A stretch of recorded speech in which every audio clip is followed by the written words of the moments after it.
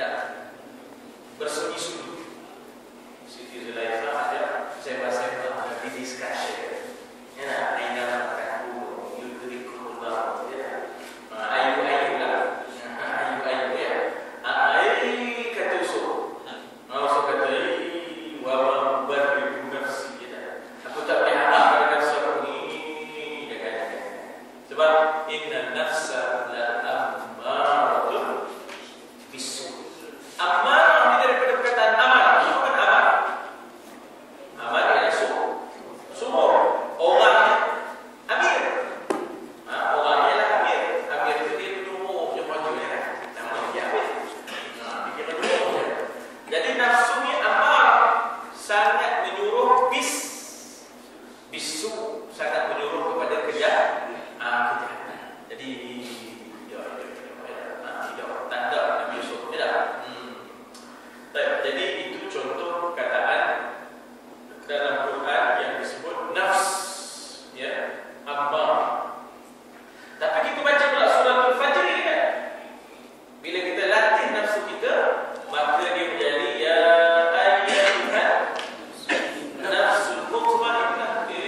Wahai nafsu yang mutmainnah. Apa makna mutmainnah?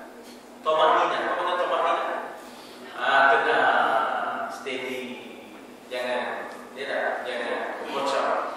Jadi mempunyai di sana nafsu yang mutmainnah yang dapat ditenangkan dengan riyadhah latihan, ya, dengan riyadhah yang disebut sebagai riyadhus shalihin. Sebab itu ada kitab Imam Nawawi namanya Riyadhus Shalihin, dengan latihan menjadi orang yang salih. Menjadi orang yang salih. Tuan-tuan, nafsu pun cakap Arab, syahwat pun cakap Arab. Dalam kitab tasawuf dia sebut dua syahwat. Satu syahwatul farji, dua syahwatul batni. Apa makna batni? Perut. Perut. Syahwatul batni maknanya ialah syahwat perut. Keinginan dia macam-macam. Keinginan yang dhaif pula, keinginan yang naib, itu dipanggil syahwatul batni, ya.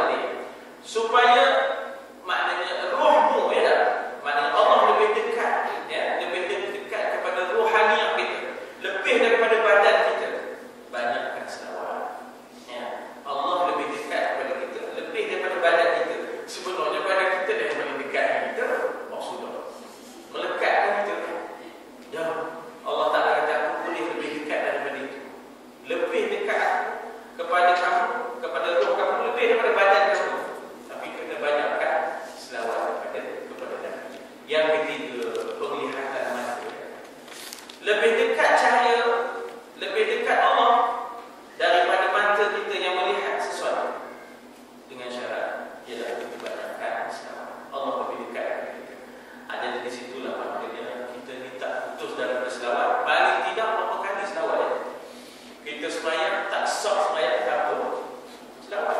Ya, tak sah sembahyang tanpa selawat. Allahumma shalli ala sayyidina Muhammad. Allahumma shalli ala Muhammad. Jadi kalau sembahyang 17 rakaat, kalau sembahyang 17 rakaat, setiap rakaat yang kedua tu ada selawat. Ya, setiap rakaat yang kedua ada selawat. Ya. Jadi ini boleh menghampirkan kita kepada Allah. Tuan-tuan dan puan, oleh kerana itu bagi saya, ada orang sekarang nak berbahas. Ni apa selawat-selawat ni? Ya. Sebenarnya kita ni nak mendekatkan diri dengan Tuhan. Mika tak nak selawat tak? Jangan marah orang nak selawat. Ya. Mika tak nak selawat tak? Jangan marah orang nak selawat. Sebab orang tu nak mendekatkan diri kepada Tuhan.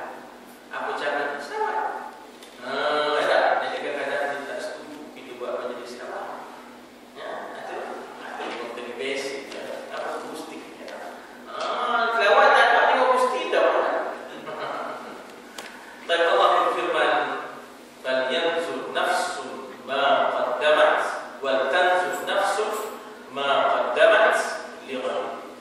Hendaklah tiap-tiap orang memerhati apa yang diusahakannya untuk esok. Ini sebenarnya futuristic. Ya, kita bersedia dengan apa bekalan yang kita nak bawa untuk hari esok. Ini saving lah tuan-tuan. Saving. Orang yang buat saving ni dia memikirkan soal future. Saving kita ialah amalan-amalan kita.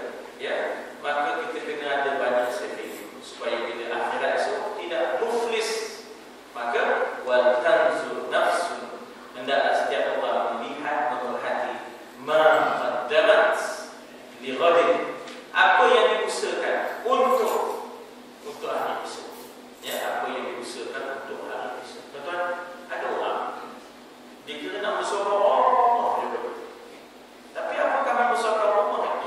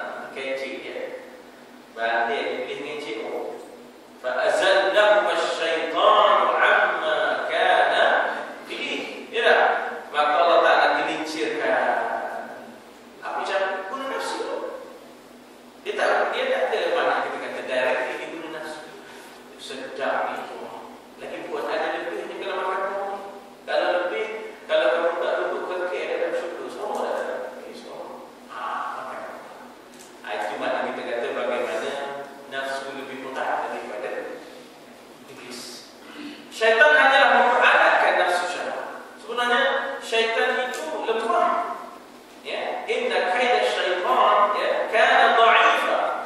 Maknanya tipu daya syaitan sebenarnya dia memang tapi yang jadi kuat itu diguna kita punya nafsu syahwat.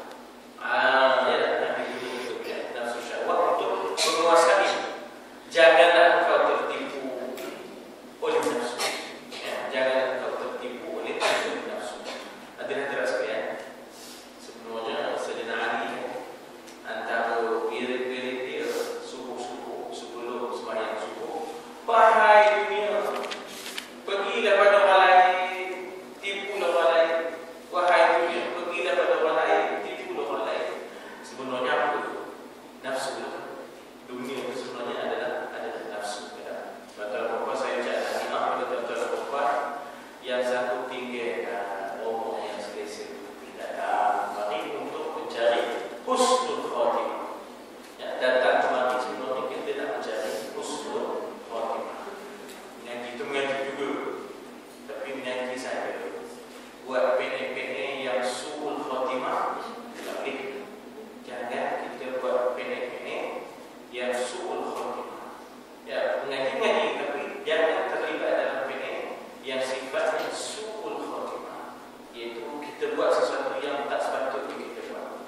Ya, kita buat sesuatu yang tak sepatutnya kita buat yang boleh membawa kepada su'ul khatimah. Jadi kita datang kemari sebenarnya niat kita untuk mencari husnul khatimah. Ya, jangan kita buat sesuatu yang membawa kepada su'ul khatimah. Ya.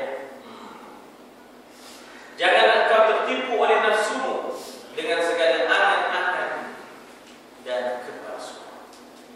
Nafsu dia mengajak kita, ya, dia mengajak kita untuk maknanya berangan-angan yang tidak berpijak, ya, yang tidak berpijak di bumi. Ya tak? Watak nafsu adalah merasa tak hendak bersusah. Ya, watak nafsu ni ialah dia tak hendak bersusah. Tengok orang lain boleh bersusah untuk agama, bersusah untuk melayan, maknanya kita kata keperluan agama. Syah tak nak campur. Aku aku je. Latok dia. Itu pesi nafsu. Nafsu gemuk kita betul tu. Betul. Dia gemuk kita betul. Tak ada nak berikhtiar, tak ada nak berusaha untuk agama Allah. Tak ada nak beramal untuk agama Allah. Nafsu ni gemuk, nak gebok. Suka berlengah, bersuka-suka dan malah. Sebab itu kita minta lindung, na'udzubika minal ajzi wal kasal. Minta lindung daripada penyakit lemah dan malas. Ya Allah, punya malas. Punya malas itu. Minta lindung daripada penyakit na'udzubika minal ajzi wal kasal. Berasa lemah dan juga merasa malas. Setiap rayuannya adalah batil dan palsu belaka. Dia sebenarnya ada perangkap yang dipasang, ada perangkap yang dipasang. Ya. Bagaimana kita kata perangkap yang dipasang itu akhirnya menjerumuskan seseorang ke lembah kehinaan. Sebab itu orang lain kata ikut nafsu, lesu. Ya, kalau ikut nafsu, lesu sudah. Ya. Jika kau rela menuruti rayuannya, hancur. Senang gini kan? Allah ni sebenarnya, Allah ni. Mohlah kita ngaji, Allah ni. Nafsu itu. Mohlah kita pada sama-sama kita berkorban. Allah ni. Itu boleh lah. Datang itu nafsu tu ya, datang itu nafsu tu. Mohlah dulu. Dah itu. Soalan sangat. Jika engkau rela menuruti rayuannya, hancurlah. Sebab itulah fa'amma man khafa maqama rabbih wa nahan nafsa 'anil hawa fa innal jannata hiya al-ma'wa. Dia tengok situ perkataan nahan nafsa 'anil hawa. Hawa tu hawa nafsu. Hawa itu cakap arah sana. Termasuk dekat hawa.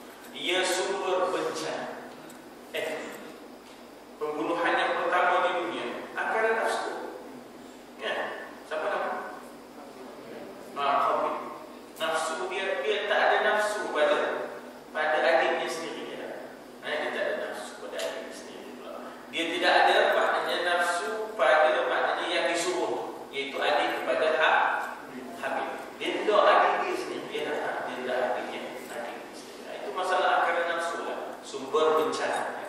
Dialah markas. Orang kita kata markas, Arab kata markas dengan zai, min ra kaf zai, min ra kaf zai, markas. Kita kata markas, jadi juga ada juga dah bunyi sikit Arab juga. Sebenarnya markas, ya, markas tempat berpengkalan, ya, tempat berpengkalan. Di mana pengkalan iblis? Nafsu, ya, serta tempat segala keburukan yang hanya diketahui oleh Allah. Semuanya dekat nafsu tadi. Nafsu mata, nafsu telinga, nafsu mulut. Nafsu ni pula banyak. Nafsu perut, nafsu kemaluan, ya tak? Nafsu mata, nafsu telinga, jadi besar, ya tak? Kehendak dan makna keinginan itu macam-macam. Ya. Jadi dikata di situ sesungguhnya Allah mengetahui segala apa yang engkau perbuat. Wallahu ya'lamu ma tasna'un. Ingat dalam surah, dalam setiap kali kita habis Jumaat kan, innallaha ya'muru bil 'adli wal ihsan wa ita'i dzil qurba wa yanha 'anil fahsya'i wal munkari wal baghi ya'idukum la'allakum tadhakkarun. Di hujungnya fadhkuru yadhkurkum washkuru 'ala ni'amihi yazidkum wa la dzikrullahi akbar wallahu ya'lamu ma tasna'un. Allah tahu apa yang kamu buat. Ya tak? Baiknya dan juga buruk. Jadi jaga nafsu bukan kawan. Nafsu bukan kawan, tetapi dia adalah kawan dan dia perlu dijinakkan supaya kekallah dia dengan fitrah, bukan menjadi fitnah. Kekallah dia dengan fitrah, bukan menjadi fitnah. Tuan-tuan selalu dengar kan? Nafsu bila dia dijadikan Allah. Dan kalau Allah Ta'ala tanya dia, siapa kamu? Dia kata, anta. Dia kata kepada Allah, aku lah. Nafsu punya tu. Bila Allah jadikan dia, dia macam nafsu. Bila Allah Ta'ala jadikan dia, ya, siapakah kamu? Allah, man anta. Dia kata, ana anta. Saya kamu. Dia cakap pada Tuhan apa itu? Maka Allah benar dia, ya. Dalam akal, ya, Allah benar. Keluar. Bila keluar Allah Ta'ala tanya lagi, wa man anti? Siapa kamu? Lagi dia jawab, ana anta. Bukan unta. Awak lagi kemikal dan teman-teman, ya tak? Benar lagi, ya. Keluar daripada maknanya neraka. Barulah ditanya, siapa kamu? Ana makhluk wa anta khaliqi, ya tak? Ana makhluk wa anta khaliqi. Saya diciptaanmu, engkau penciptaku. Itu yang dicampak dalam diri kita tu. Itu punya no, ya. Itu punya no. Jika seorang hamba mampu merenungi umurnya yang telah lanjut untuk mencari akhirat, ya tak? Kita ni kena tengok balik, ya. Dulu 25, sekarang lebih 22. Itu saya. Dulu 26, sekarang 22. Itu tuan-tuan. Ya tak? Dulu 46, sekarang 64. Jadi bila dia renung umur yang telah lanjut, maka renungan itu dapat mencuci hati. Aku ni banyak sidangnya, banyak cacatnya, banyak hilangnya. Itu tazkiyah. Kita jangan banyak melihat cedera orang, jangan banyak melihat cacat. Mari kita lihat